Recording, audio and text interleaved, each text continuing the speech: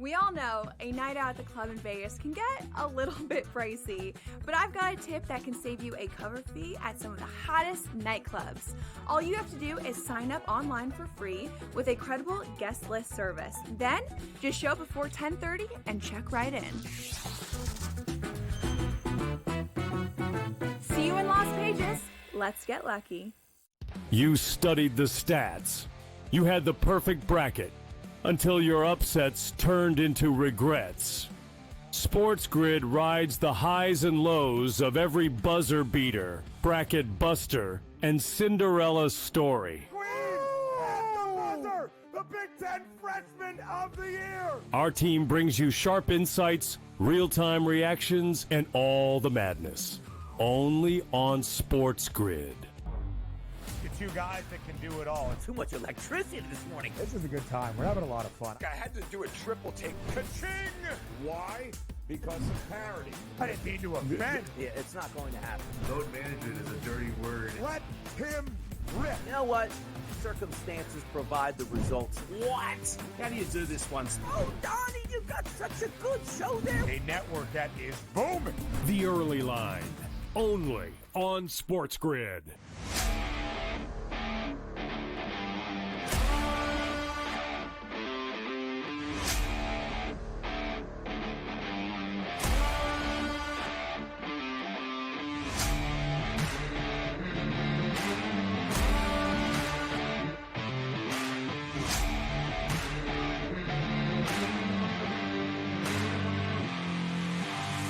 It's smarter to be on SportsGrid.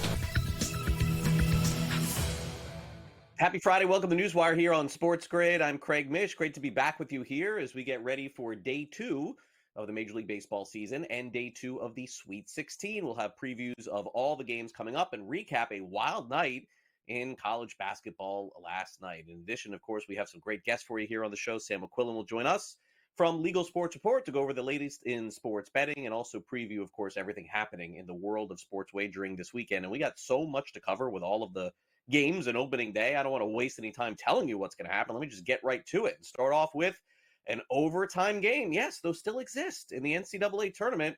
Texas Tech ends up moving on in a crazy wild finish against the Arkansas Razorbacks, 85-83. Darian Williams hit what ended up being the game-winning shot in overtime with 7 seconds left. By the way, you thought I was being facetious. It was the first overtime game of the NCAA Tournament. The Razorbacks were up 13 points with under 5 minutes to play before Texas Tech closed it out on a 16-3 run. Grant McCaslin of Texas Tech after the game giving a lot of credit to Coach Cal and the Razorbacks, but inevitably it's his team moving on to the Elite Eight. They're such a dynamic team. Coach Cal's doing an unbelievable job with their belief, and they got basically their full roster back, even though it was limited. And so we knew going into the game that, man, it was just going to be difficult to defend them. And the way they started the game and the shots they were making, we made some decisions to go under ball screens, and it just felt like we were too passive. But that's to their credit, man. They came out and punched us good. And I just kept telling these guys in timeouts that we're going to win the game. And D5, I don't know what he started the game out, 0 for quite a few from 3, and Christian was 0 for, and I'm just telling him we're going to make them when it matters. And I believed it with all my heart. And that's Red Raider basketball. It doesn't matter what the score is, what's stacked against us. I think we got down 16 at one point in the second half and telling JT we got to start getting stops and rebound. And I thought one possession was just huge, was Federico in there just getting, I don't know how many offensive rebounds he got on that one possession. And I thought that showed the grit of Red Raider basketball. And Chris ended up making a 3 at the end of it. And that started the real belief that we were going to win the game. And Texas Tech, very dangerous going into the final weekend before the Final Four. They look like one of the teams to beat. The other one, of course, is Duke, although by a bucket, they did not cover the spread yesterday for Duke backers. They move on against Arizona, although Caleb Love did everything he could to keep the team in the game. He had 35 points on the side of Arizona, but Cooper Flagg had 30 points, 7 assists, 6 rebounds, and 3 blocks. Yes, he is the best player in college basketball, folks. I don't know why there's any debate. Duke is now 1 win away from getting to their 18th Final Four. John Shire, after the game, talked about his team's effort. A ton of respect for Tommy Lloyd, his team, Arizona, their program. I thought they were incredible tonight. I thought our guys made some big-time winning plays. A lot of game pressure. They just wouldn't go away, even the 19-point lead. No lead really felt safe with them. And I thought our guys hit some clutch free throws, made just enough plays. Obviously, it was hard to get stops for anybody in this game, but sometimes that's how it goes. But I couldn't be more proud. Hats off to Arizona with the job they did, and just proud to be moving on. It's a quick turnaround, obviously. So for us, our focus after this tonight goes straight to the preparation. But we're going to enjoy this one.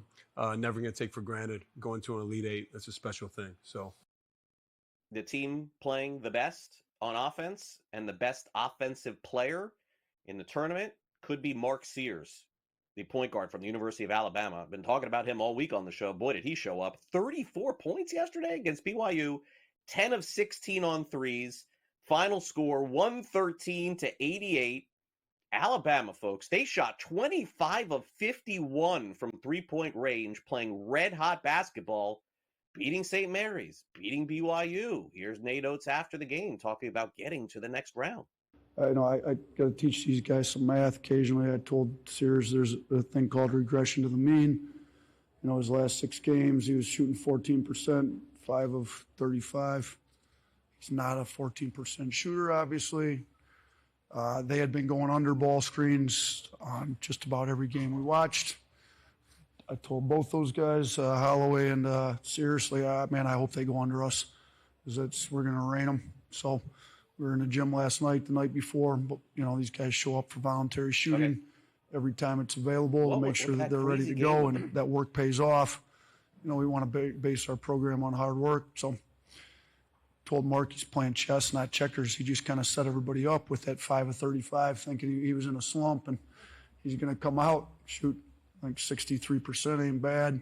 So 10 threes, I think first guy in NCAA tournament history, I was told, that had at least 8 threes and 7 assists. So, not only was he scoring it, he was moving it. Helps to get assists when you got guys like CY and Aiden Holloway making shots like they did too. So between these 3 guys, we had 21 threes. It's, we've hit 22 before a couple times, I think maybe 23. We've never hit 25. So I think right now the other team that looks like the team to beat, maybe besides Alabama, is also in the SEC, the Florida Gators.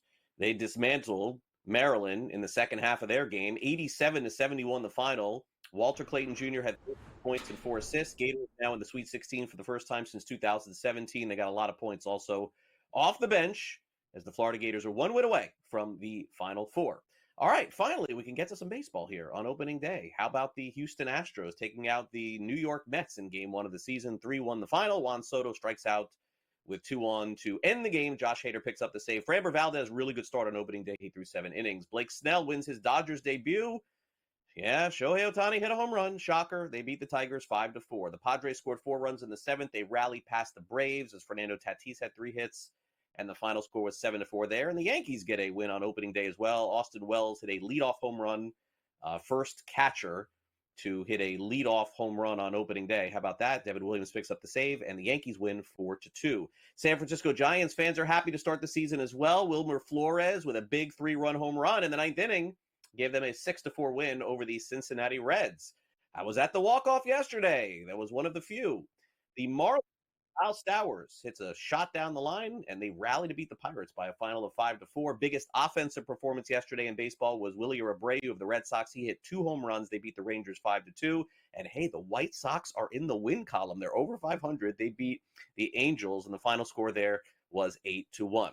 Okay, in the NBA, the Bulls-Lakers game was just flat out insane. The final 30 seconds of that game saw like 3-4 lead changes. But in the end, Josh Giddey threw up a shot at half court, and he had 25 points in the game, but it was really that final half-court shot that beat the Lakers 119 to 117, couple of steals late in that game as well. It was insane. The Pacers scored 162 points. I said earlier this season someone's going to have 200 in a regular season game. Somebody laughed at me. It's going to happen. I bet next year. 162-109. SGA had 37 points and 6 assists. The Thunder beat the Grizzlies 125 to 104. OKC also went on a 15-0 run in the fourth quarter. And the Cavs just keep on rolling. Jared Allen had 29 points. Donovan Mitchell had 25 points and 14 assists as they beat the San Antonio Spurs, of course, without 124 to 116. That is the final there. All right, so we got through it all.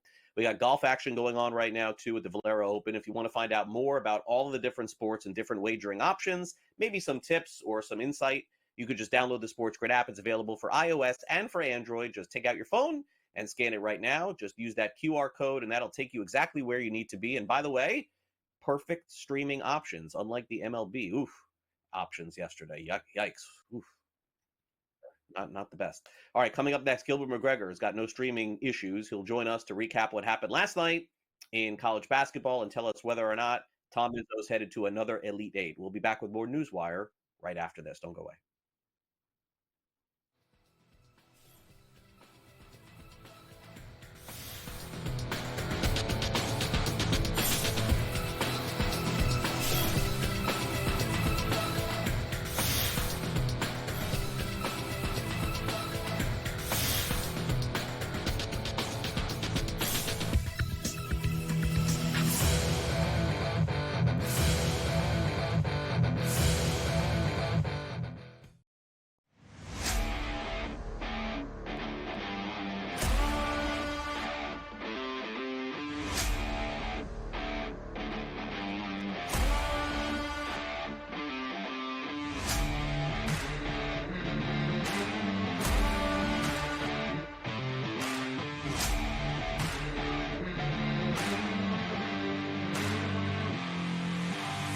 It's smarter to be on SportsGrid. You studied the stats. You had the perfect bracket until your upsets turned into regrets. SportsGrid rides the highs and lows of every buzzer beater, bracket buster, and Cinderella story. The Big Ten Freshman of the Year! Our team brings you sharp insights, real-time reactions, and all the madness. Only on SportsGrid. The two guys that can do it all. Too much electricity this morning. This is a good time. We're having a lot of fun. I had to do a triple take. Ka-ching! Why? Because of parity. I didn't mean to offend. Yeah, it's not going to happen. Load management is a dirty word. Let him rip. You know what? Circumstances provide the results. What? How do you do this once? Oh, Donnie, you got such a good show there. A network that is booming. The Early Line, only on SportsGrid.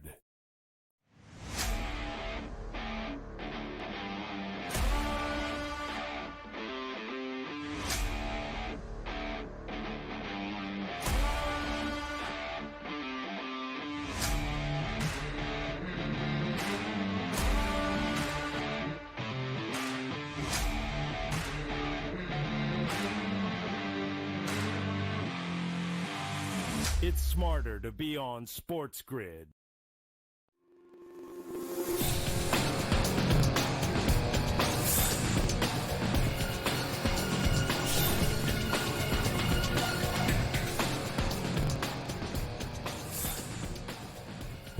Welcome back to NewsWire here on SportsGrid. Let's take a look at the NCAA Tournament, the results from the West and East region, and preview one of the games tonight. Gilbert McGregor has been kind enough all tournament long to join us here on the show to give us his insights on the tournament. Gilbert, great to have you back here on NewsWire. Happy Friday. And hey, I mean, I guess let's start with this. Was last night the most fun night of the NCAA tournament? Sure felt like it. Yeah, it lived up to what we expected. You know, looking at that slate for last night's game, starting off with a bang with that Alabama-BYU game that I thought was going to be the first to 100 wins, and Alabama ends up putting up 113 and making a record number of threes. So that set the tone for the night. Good competition between Maryland and Florida. Cooper Flagg did what Cooper Flagg does, and that Texas Tech, our Arkansas game, what a way to end the night. Yeah, definitely so. So let's start off and talk about the West region results. As you see there, the Gators won by 16, so they end up covering the spread easily. Texas Tech needed everything that they could handle to get past Arkansas. I know Gilbert, Arkansas is going to look at that as a missed opportunity because they certainly had a chance to win that game and head toward the Elite Eight. Using a silver lining, if I'm John Calipari, is really nobody had them getting that far anyway. I know they're not going to feel great about that this morning, but really good effort throughout the tournament from them. Yeah, absolutely. It's not something you'll feel great about this morning, maybe even a week from now. But a couple months down the line, looking at this 10 seed, a team that they didn't have any players when he assumed that roster last year, and he built them from the ground up, and for them to figure it out down the stretch. But so many missed opportunities, and I know they'll kind of wish they had that one back, because if one thing had gone differently, we're probably talking about them in the Elite Eight. And credit to Texas Tech, because this is a team who stuck to what they did, and they took advantage of the mistakes that Arkansas made, and they made plays. That shot they made to force overtime, and then the plays they made in overtime to get the win. So that's kind of what you think about when you think about the back and forth that we see in March Madness. Yeah, I would agree. All right, so as you mentioned, Alabama put up 100, but so did Duke yesterday. Wow, what a wild game between Duke and Arizona, too. Certainly Love came through for them. And I guess, Gilbert, I was completely wrong. I was like, wow, if this guy Love has a huge game, they're going to win. But it just goes to show you how good Duke is. They're going to be a tough out. Absolutely. And I think it is a reminder that the way to beat Duke is not to get in a game that's that high of a scoring affair. I think you have to muck the game up and make things a little ugly. We're going to see Alabama probably try and have another high scoring affair with Duke tomorrow. But, again, what a great performance from Caleb Love, a great way to go down against his former school's rival. 35 points, no turnovers is the most impressive part of his performance yesterday. But again, Cooper Flagg, 30 points, I think it was 7 rebounds and 6 assists, just showing us he's exactly who we thought he was coming into this league, coming to the NCAA. And we know that he will be the first pick in the NBA draft here once his run is done. Yeah. Do you think, by the way, that he's going in the draft? I know that there was like a month ago, like his dad was saying he's not sure or something like that. Like, it would seem crazy to me that he wouldn't enter the draft, right?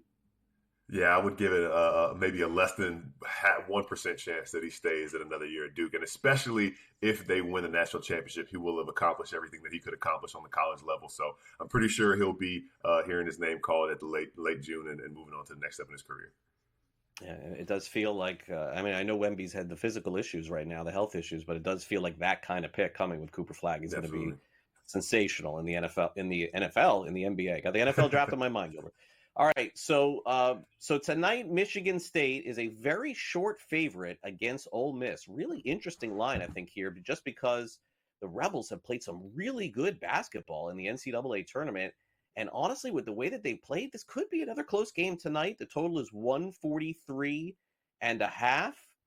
The SEC is flexing their muscle here a little bit. Do they flex it again tonight against the Hall of Fame historical coach, all-time coach in college basketball?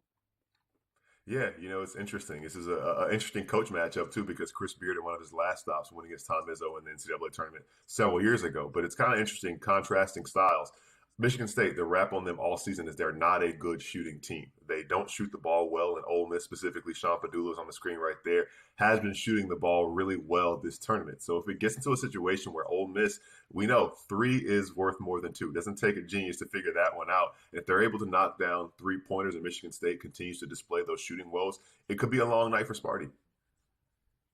Auburn takes on Michigan. Auburn, a huge favorite this evening, 8.5-point favorites, total of 153.5. Does Michigan have another one in them? I'm a little surprised to see the spread as wide as it is. Auburn is a team who I think coming into the tournament, even though they're the number 1 overall seed, they look like the most vulnerable number 1 seed in the tournament, and they've been tested during the tournament as well. They had some injury stuff kind of pop up with Chad Baker-Mazara last in the round of 32, and Michigan is a team who they played a tough schedule in the Big Ten, and they found ways to win close games. So I think Michigan does keep this game close just because Auburn has continuously kind of showed their vulnerability, and I think that Michigan has the talent to take advantage of those things and keep it close. And what a world would it be if we get a Michigan State Elite Eight? Yeah, that would be crazy. Do you think, by the way, what do you attribute Auburn's? I mean, Auburn, look, we cannot take anything away from them. For almost the entire college basketball season, Gilbert, they were the best team in college basketball. But there are a lot of people who are saying the same thing as you. Vulnerable seems to be the word that's used a lot. What do you think has happened? I think it's hard. I think it's very difficult to stay on top for that long. I think we talk about teams like Florida, who kind of consistently was right there at number 2 and number 3 and not getting the headlines that a team like Auburn, even Duke, was getting. You started to kind of see some of those flaws down the stretch of the season, those games they lost, the way that they lost those games, the way that they were eliminated from the SEC tournament.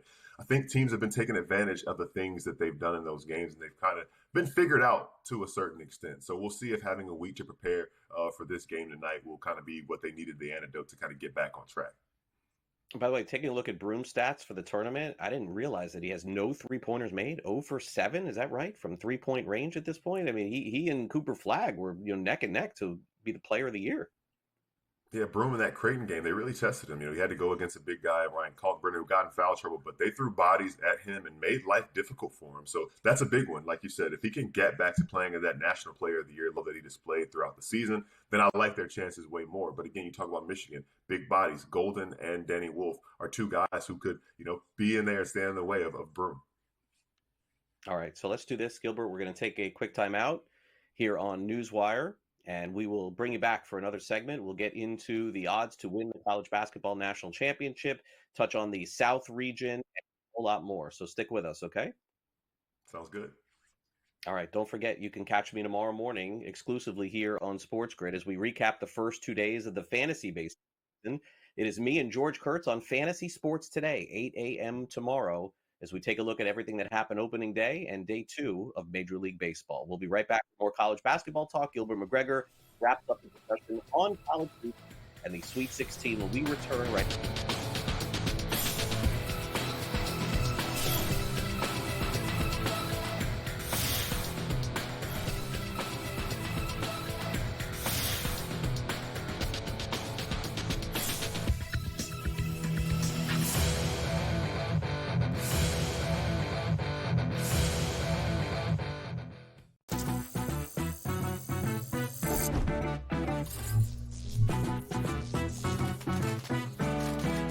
Did you know you can make free bonus cash while gaming? Almost all social casinos have daily bonus dollars. That's free money, y'all. Now, go get lucky. See you in Las Vegas. Let's get lucky. You studied the stats. You had the perfect bracket until your upsets turned into regrets. SportsGrid rides the highs and lows of every buzzer beater, bracket buster, and Cinderella story. Queen at the buzzer, the Big Ten Freshman of the Year. Our team brings you sharp insights, real-time reactions, and all the madness. Only on SportsGrid. Anyone that's been to a sporting event, the atmosphere before a game, I think Game Time Decisions has that same exact atmosphere. This is our arena.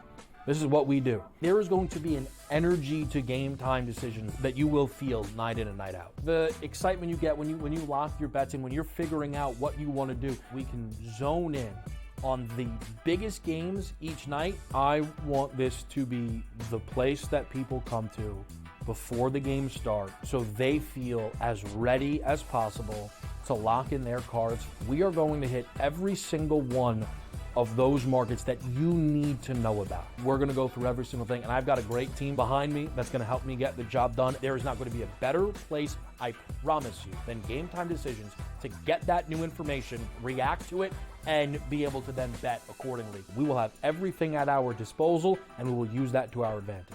I'm Kevin Walsh. Tune into Game Time Decisions from 6 to 8 p.m. Eastern on SportsGrid.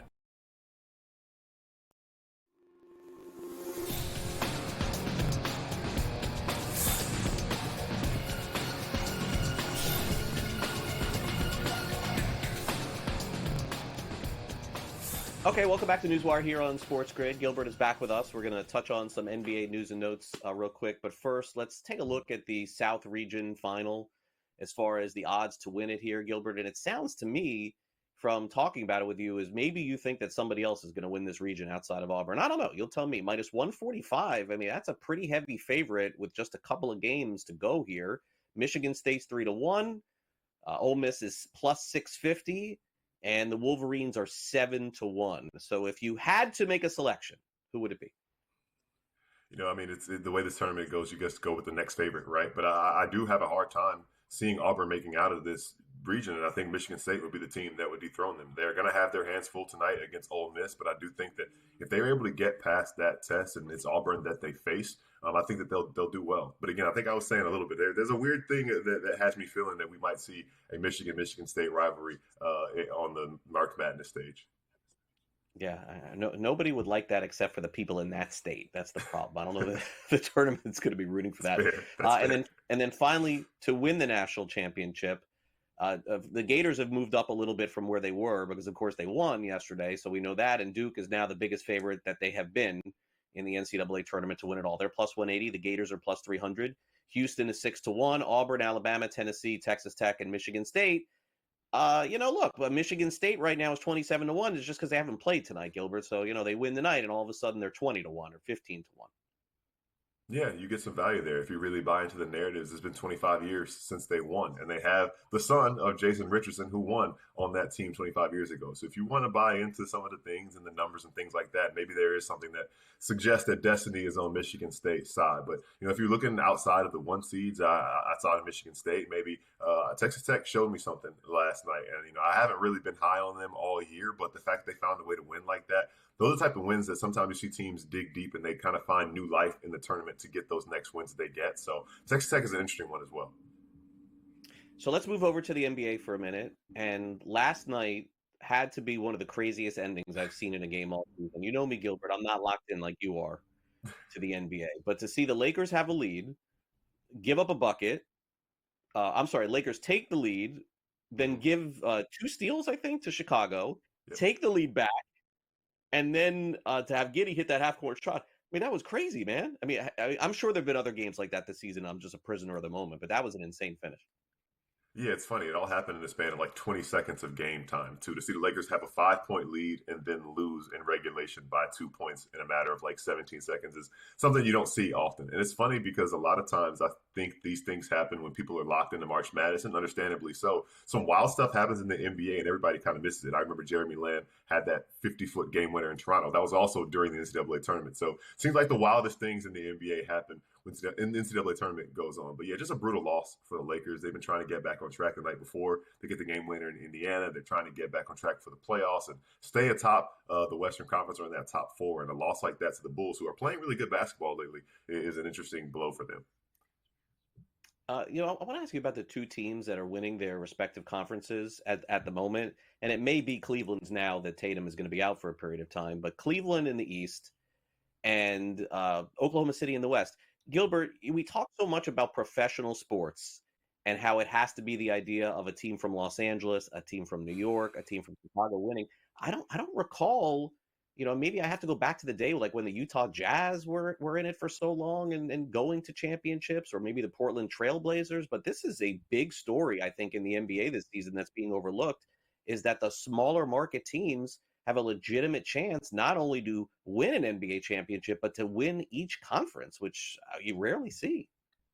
Absolutely. And I think what's different from when we've seen it in the past, right? Obviously, Cleveland had their time with LeBron James, but it was more about LeBron James than it was about Cleveland. Oklahoma City had their time with Kevin Durant and Russell Westbrook and James Harden, but it was about those stars and not that market. So this time, Shai Gilgeous-Alexander, Donovan Mitchell are big stars, but I wouldn't necessarily consider them larger than life, at least not yet, like I would with KD or LeBron, all-time greats. They could very well become that. So I think that's what's interesting now. And I think that's honestly why the narrative hasn't really fully bought into their potential to have long-term success. And people are still believing in a Boston or a Denver with Jokic, or the guys who the teams that have superstar power. It's a star-driven league. And Shai Gilgeous-Alexander has a great opportunity to prove that he is on that level during these playoffs. And I think Donovan Mitchell has done that to a certain extent. But if Cleveland can get past Boston, I think that's the one test that people will finally allow to give them the respect that they deserve. It will. It should be a fun NBA playoffs, and we are almost there. But I mean, this time of the year in the NBA, Gilbert, it's rough, man. I mean, you're getting down to the end where teams just want to play in the playoffs. All right, great stuff, Gilbert. Thanks so much for giving us a lot of time today. Really appreciate it. We'll catch up next. Sounds good. Talk to you then. We'll be back to get into the latest in sports betting. Is it possible that there's more controversy surrounding these prediction markets? Sam McQuillan will tell us that.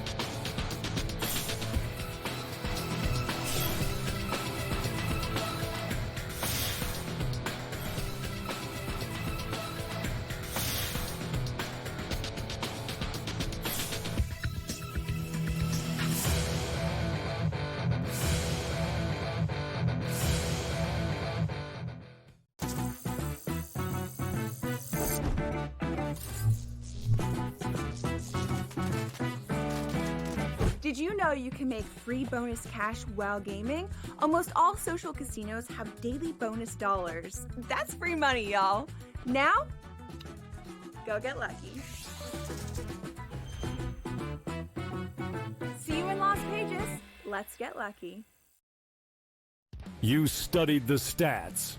You had the perfect bracket until your upsets turned into regrets. SportsGrid rides the highs and lows of every buzzer beater, bracket buster, and Cinderella story. The Big Ten Freshman of the Year! Our team brings you sharp insights, real-time reactions, and all the madness. Only on SportsGrid. Anyone that's been to a sporting event, the atmosphere before a game, I think Game Time Decisions has that same exact atmosphere. This is our arena. This is what we do. There is going to be an energy to Game Time Decisions that you will feel night in and night out. The excitement you get when you lock your bets in, when you're figuring out what you want to do, we can zone in on the biggest games each night. I want this to be the place that people come to before the games start so they feel as ready as possible to lock in their cards. We are going to hit every single one of those markets that you need to know about. We're going to go through every single thing, and I've got a great team behind me that's going to help me get the job done. There is not going to be a better place, I promise you, than Game Time Decisions to get that new information, react to it, and be able to then bet accordingly. We will have everything at our disposal, and we will use that to our advantage. I'm Kevin Walsh. Tune into Game Time Decisions from 6 to 8 p.m. Eastern on SportsGrid.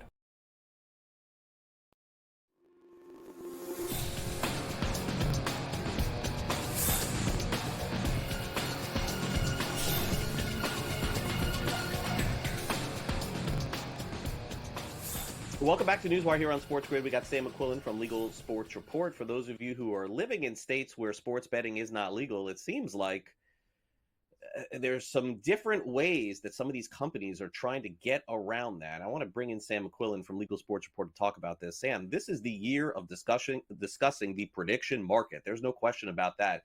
It almost feels like operators are joining the space specifically to do two things. One, potentially join states that you can't bet legally in, and two, maybe even sort of backdoor the taxes that you have to pay of being a sports betting operator. So I think we're just scratching the surface of this, and it seems like a lot of companies are watching some of these others as to whether or not they're able to operate, and if they do, they're starting their own.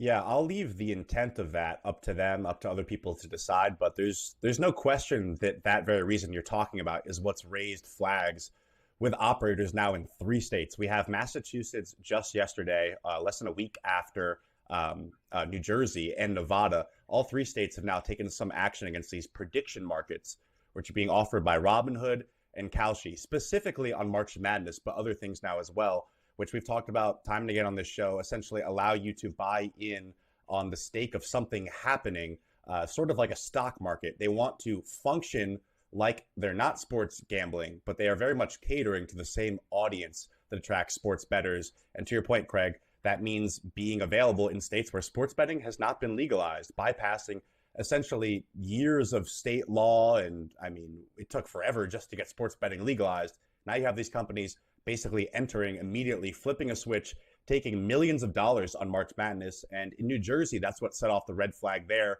They're hosting the Sweet 16 in New Jersey. So you're not allowed to bet on college events in New Jersey that take place there. But if you're wagering on these prediction markets, you're essentially betting on it, even though they're not calling it betting. Now, it's a very, very murky space, to your point. This is not the last we're going to talk about this. This is probably going to be the biggest story of the year. I wouldn't be surprised if this ended up in court and even the Supreme Court at some point, because you have these companies like Robinhood, which are huge entities, say they want to be regulated federally. The states are now saying, wait, no, we think we should regulate you. So when you don't know who regulates you, you go to the courts and you try to figure it out there. But in the meantime, they're offering these markets, they're taking millions of dollars. And to your point, they're not paying the same taxes. A lot of critics are saying that they are not doing the same guardrails. There's no safe betting monitoring because they're not calling it betting. So it's going to lead a bunch of different crazy ways. We'll be here to follow it all. but now already 3 states taking action against them. It's starting to mount the momentum against them. We'll see how it shakes out, what pushes the other way. There's a federal roundtable that's going to be discussed later this month to essentially try to figure this out, get on the same page. But even then, it's going to be a really long story of who does this, how do we figure it out, what is this even? But millions of dollars at stake. So it's definitely something we're going to be paying attention to. Yeah, agreed. And I will as well, with you and Pat and certainly everybody from Legal Sports Report as well. All right, so now let's get into some good news in that space, and that has to be from the company Underdog. There was a report that I read over at Legal Sports Report that their valuation is significantly above what it was last season. What do you attribute this to? Yeah, they're now valued at over $1 billion, which is huge news for a company that only a couple of years ago was valued at about $400 million. It was a startup based out of Brooklyn, launching daily fantasy sports technology. We talked about pretty much all last year how states took action against their pick'em games, which they identified as parlays. To Underdog's credit, they took the necessary steps working with regulators to figure out how to satisfy those concerns. But what I would contribute their huge valuation bump, essentially, they figured out how to stay relevant and how to keep offering those same games despite the blowback from the industry, despite companies like FanDuel and DraftKings taking legislative and lobbying action against them, trying to get them cracked down on. They kind of came out of that okay. They went through the battles tested. They're in a lot of states where sports betting isn't legal, but offer a product very similar. You can do the pick'em, you take over and unders on various players. And they seem to be having, doing a really good job of it. They just left New York. Part of leaving New York was agreeing to pay $17 million, which is based off the revenue they made there, which is pretty significant for a state that does have sports betting. It shows that people were still in that state with that option and still going over to this fantasy sports provider. They're only seeking to grow. They're trying to become a sports book eventually. They're going to be competing for a license in Missouri. Once that launches, they already have the North Carolina license. So they're really growing their brand based off of, this daily fantasy sports model that they already pushed out there. Now they're kind of in this phase 2. And another thing I'll note about this valuation is it comes off of an investment from the venture capital firm Spark Capital, which is known for investing in huge names like Twitter, Discord, and Slack. And it marks the largest single investment ever from a venture capital firm into a sports gambling company. So huge news for Underdog. Their company is really growing, and they have their sights set on growing even more as we go into the year. Interesting notes there. Read that at legalsportsreport.com. Also, the latest on Oklahoma and a possibility of some exclusivity and the chance potentially to have a place that could house the NBA champions this year and the Oklahoma City Thunder with some sports betting there. Yeah, Oklahoma, one of those states that has not legalized sports betting yet, but has been trying to for the better part of the last couple of years. Recent news there, the House just advanced a bill that would legalize sports betting, but it would do it exclusively under tribal control, which is at odds with what the governor wants. The governor doesn't want the tribes to be involved at all. There's also another bill that would let the Oklahoma City Thunder, maybe future NBA champions, to your point, have sports betting under their control, but also working with the tribes. They would have to figure out an agreement there. So what you have here is essentially a bunch of different people wanting to legalize sports betting. They're all on the same page. The state wants legal sports betting, but they're getting caught up in essentially how they do it, who's in control, who's in power, and a lot of money at stake there. So the governor is not a fan of the Thunder plan as well. He's been criticizing lawmakers for essentially not seeking his input, not involving him in the process. So we'll have to see if the bill can advance past the House and get eventually passed by the Senate. There is a chance it could override his veto, because he would definitely veto it if it got to his desk. But Oklahoma kind of on the, we'll have to keep watching what they do there. Yeah. Could be a state that eventually legalizes sports betting. But again, the competing interests, the tribes, the governor, everyone's got a different piece of the pie they want to grab. It definitely does. Seems like progress made, and then one step forward, 2 steps back a lot of times. All right, Sam, thanks again for coming on NewsWire. Really appreciate it. We will catch up again soon. Thanks for coming on. Yeah, sounds good. Thanks, Craig. You too. All right, Sam McQuillan joining us from Legal Sports Report here on the show, updating a couple of quick stories as we get to the latest in the National Football League. There seems to be some very significant momentum right now, according to Diana Rossini, who covers the National Football League, that the tush push, the tush push in the NFL, this is the Philadelphia Eagles play when they're at the goal line and the players come in and push in the quarterback. In this case, it's Jalen Hurts. I mean, we thought that when the competition committee was meeting that this was a possibility of just being not shut down at all, because only one team I think had recommended. Was it Green Bay that recommended that it happen? Anyway, now there's a chance that this ends up being banned for upcoming seasons, which is sort of rare in the history of sports because so many different things have been tried. We've seen it in Major League Baseball with the shift, and then they banned that after several years. But in the NFL, usually when they ban things, they penalize you. And in this case, they may be eliminating it altogether. So keep an eye on that as the NFL gets ready for their off-season workouts. And then, of course, training camp coming up in August. Also, don't forget, folks, we are less than 1 month away now from the upcoming National Football League draft. We'll have a huge show for you coming up in the month of April as we get ready to close the book on the NCAA Tournament and the beginning of the baseball season. So make sure you stay on the grid for that as well. And speaking of baseball, you can catch me and George Kurtz coming up tomorrow morning. And we are on at 8 a.m. Eastern for our next edition of Fantasy Sports Today. So make sure you catch us. And then on Sunday morning, it is Joe Pisapia and Matt Stryker. They got you covered as well through the first weekend of the Major League Baseball season. We'll be back with more NewsWire on SportsGrid. Bill Bender will join us. We'll preview Kentucky and Tennessee in the SEC showdown in the Sweet 16 tonight. We'll be back right after this. Don't go away.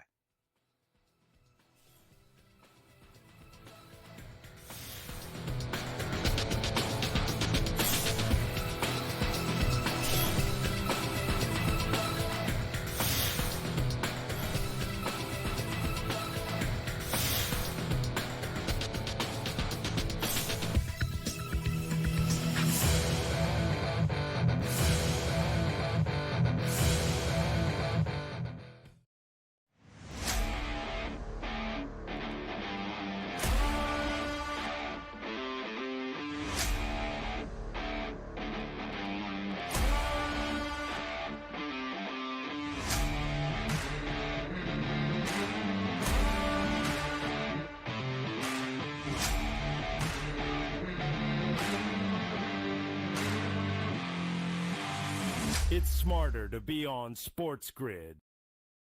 You studied the stats. You had the perfect bracket until your upsets turned into regrets.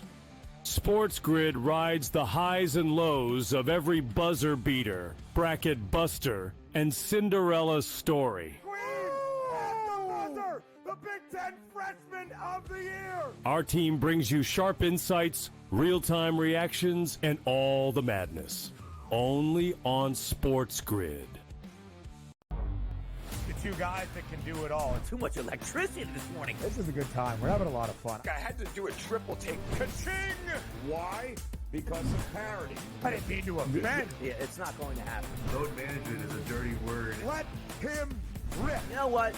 Circumstances provide the results. What? How do you do this once? Oh, Donnie, you got such a good show there. A network that is booming.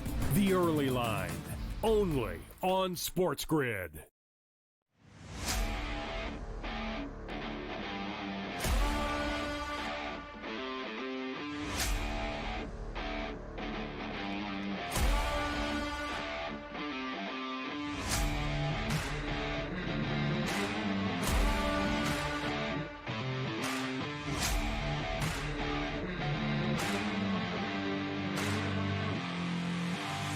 It's smarter to be on SportsGrid.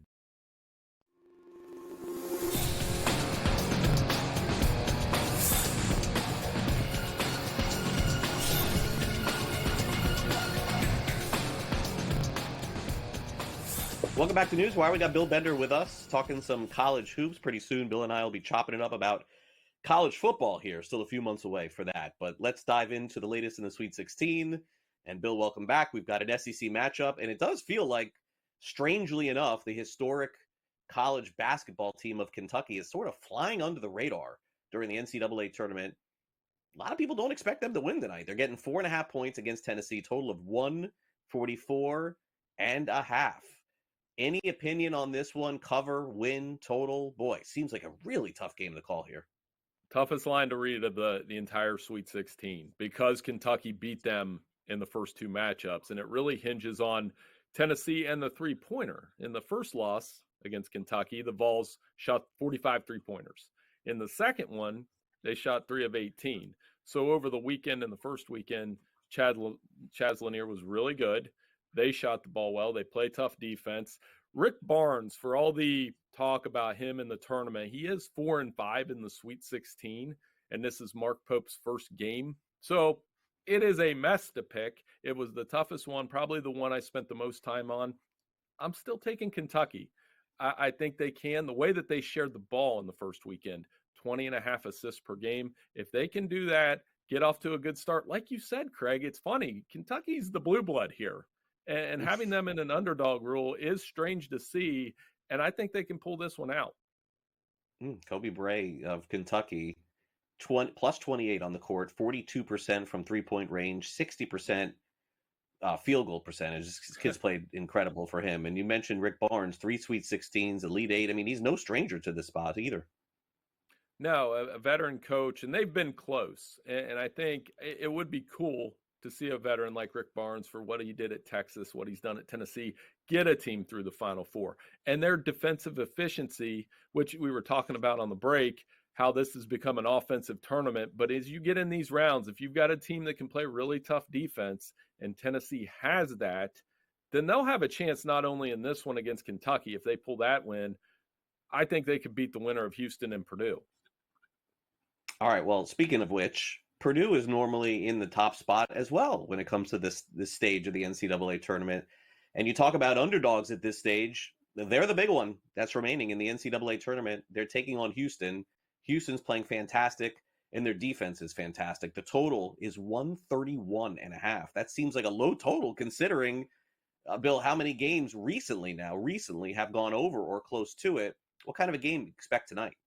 Well, first 1 to 70 wins then, based on that over-under right there. And Houston's only allowed more than 75 points 6 times this season. So that defense is for very real. It's really good. LJ Cryer was 50% from three-point range in the first weekend. So there's another guy that's playing well. I think Purdue, there's a little bit of a sense that, at least in my opinion, that they've overachieved a bit. They've had some injuries, but they're able to get to the free throw line, and they do have an All-American point guard in Braden Smith. So if he can control the floor, find ways to break down that tenacious Cougars defense, and get this game into the second half, Purdue is a tournament-tested team. So that said, they're 2-7 against the spread as an underdog this year. I think the Cougars are the best bet in that region. I actually think they're the most undervalued national championship contender when you consider how good on defense they've been. And this year where we're picking Duke and Florida and all these high-scoring teams, would it surprise you if Houston finally broke through? So let's look at those odds, by the way, to win this region. Houston is minus 120. And it sounds like you've just given me your answer. Tennessee is plus money, so is Kentucky and Purdue. So is it just riding with Houston for you at this point? Yeah, I think I will take Houston to win this region. I think they win the next 2 games. They find a way back to the Final Four. It's such a different team than that. We were talking again on the break about the old days of college basketball and Phi Slamma Jamma. These guys are the opposite, but it doesn't mean they can't score, and it doesn't mean they can't be exciting. And I think Kelvin Sampson finds a way to get the Cougs, who have been, they've played a lot of quad 1 teams all season. I think he gets them through to the Final Four. All right, fair enough. Now, over at sportingnews.com, you could read Bill's article that only he agrees with, which is it would be great to see Michigan and Michigan State. I mean, come on, Bill, come on. I mean, this is not Michigan, Ohio State playing for a college football national championship. You may want to see it. The state of Michigan wants to see this, but you're telling me the tournament committee wants to see that matchup go down? I don't know, man. The ratings have been off the charts, and I'll be surprised again to see what the ratings are for this round too. But I think your Big Ten bias, Bill, is creeping in here. It might be a little bit, but let me sell it this way. Remember at the regular season finale when there was a dust up, when Michigan players were standing on the logo, Michigan State, they got in a little scuffle there, and then Tom Izzo and Dusty May had a little bit of a back and forth. I will say that as a Big Ten guy, this is the most vicious rivalry in the conference. Ohio State, Michigan, yeah, that on a national scope, nobody's arguing that. But these two really just don't like each other. And as a kid that grew up with the Big Ten, there have been great Big Ten on Big Ten games. in the NCAA tournament. I go back to the Jim Jackson Elite Eight game against the Fab Five. And if Michigan and Michigan State, they've never met in the tournament, play for a Final Four berth, I think it would be an awesome game. Michigan, though, would have to beat Auburn tonight. And we'll see if those 7-footers, Golden and Wolf, can give Joe Broom any problems. I mean, Craig, come on. You've got half the SEC in the Elite Eight. How many more do you need? I don't know, bro. I listen, the good thing about an article like the one that you're writing is that for me to stomp on it here on the show means you're getting clicks, and it means you're doing a good job, because that's what you want. You want people to not agree with you. Everybody agrees with your article. They say nice things on social media, but it does not amount to getting those clicks. You're going to get sportingnews.com. Make sure you check it out. Bill, enjoy the games this weekend, and we'll catch up again soon. I can't wait to talk college football with you once we get through this tournament. Thanks again, Craig. I know, definitely so. We'll bring back Bill for the draft because Bill watches college football, certainly up and down just as much or more than anybody else in the industry. All right, we'll take a quick time out here on NewsWire. When we come back, we get into some last licks. Ichiro threw out the first pitch yesterday in Seattle. They had an incredible win too, by the way, with Randy Arozarena hitting a solo home run to end up winning that game. But the story was surrounding what happened pregame with Ichiro. So we'll get to that in just a minute. In addition, who was a superstar on opening day? His name is Tyler O'Neill. What has he done since 2020?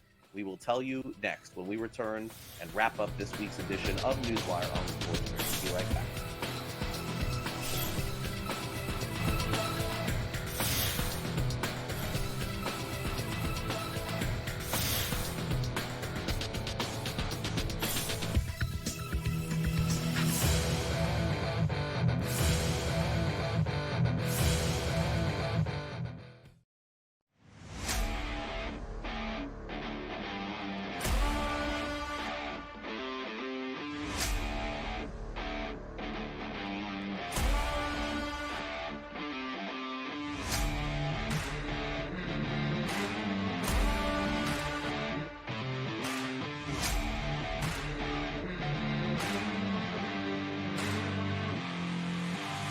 It's smarter to be on SportsGrid. You studied the stats. You had the perfect bracket until your upsets turned into regrets.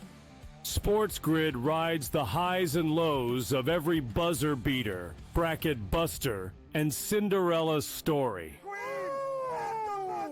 The Big Ten Freshman of the Year! Our team brings you sharp insights, real-time reactions, and all the madness. Only on SportsGrid. The two guys that can do it all. Too much electricity this morning. This is a good time. We're having a lot of fun. I had to do a triple take. Ka-ching! Why? Because of parity. I didn't mean to offend. Yeah, it's not going to happen. Load management is a dirty word. Let him rip. You know what? Circumstances provide the results. What? How do you do this once? Oh, Donnie, you've got such a good show there. A network that is booming. The Early Line, only on SportsGrid.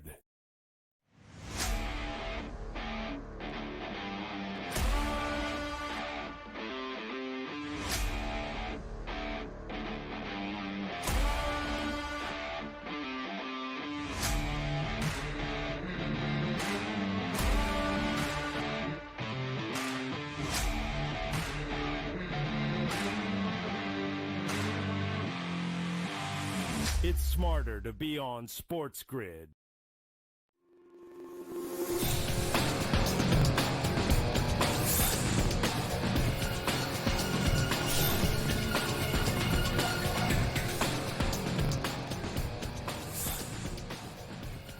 Welcome back to NewsWire as we wrap up another busy week of sports here on SportsGrid. I think things calm a little bit down next week after this weekend. But we'll wrap up the show here today with some opening day discussion and also some college football discussion as we get ready to send it off to Smiley.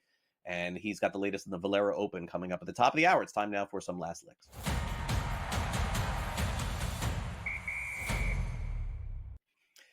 All right, this is something you never want to see. And you really don't know the story that's in between, but a story broke yesterday about the University of Tennessee college football program. And this is listen to this one, former Tennessee coach Jeremy Pruitt. He's suing the NCAA in DeKalb County, Alabama, that he's claiming that the association conspired, get this, with the university to make him the sacrificial lamb for rules violations that resulted as in his firing and a 6-year show cause. Show cause means you can't coach. So he is claiming $100 million in lost wages. And also this is surrounding the fact that players can now be paid through NIL and things of that sort. So I don't know. Does Jeremy Pruitt have a case here? Because if he does, and he claims that basically he should be paid for all these lost wages for rules that essentially were changed almost immediately after he was the coach, I wonder what other coaches may end up thinking here. Now, again, his rules violation different than just kids getting NIL money, but we're going to keep an eye on this and see if this ends up being a landmark type case. $100 million, by the way, is a lot of money. Like, I don't know that Jeremy Pruitt was ever getting $100 million to coach or do anything anywhere, but that's the number.